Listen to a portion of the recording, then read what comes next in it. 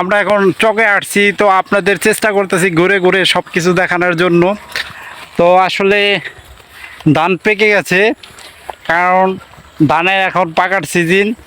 তো আপনারা যারা ঢাকা থাকেন, অনেক দূরে দূরে থাকেন, আসলে গ্রাম অঞ্চলের যে দৃশ্যগুলা এগুলা আপনারা অবশ্যই একটু দেখবেন, আপনাদের অনেক ভালো লাগবে।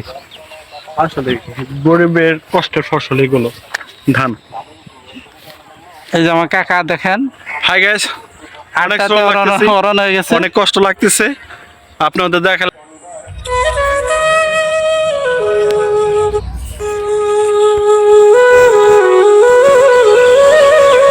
দেখুন আমাদের ভাই আসলে অনেক কষ্ট করতেছে।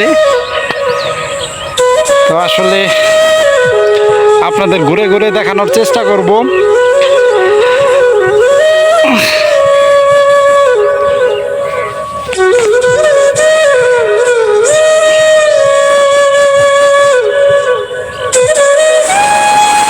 সালাম দাদেন।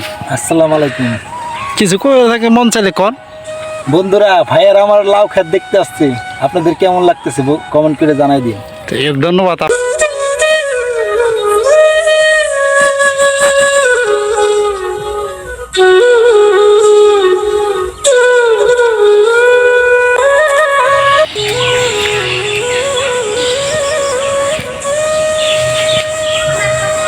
ঘাস বাই না এর ধান।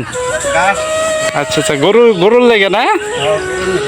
আচ্ছা আচ্ছা ঠিক আছে।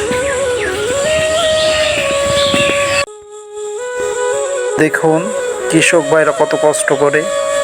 তো আপনাদেরকে আমরা চেষ্টা করেছি ঘুরে ঘুরে আপনাদেরকে গ্রামের যে দৃশ্য দেখানোর জন্য।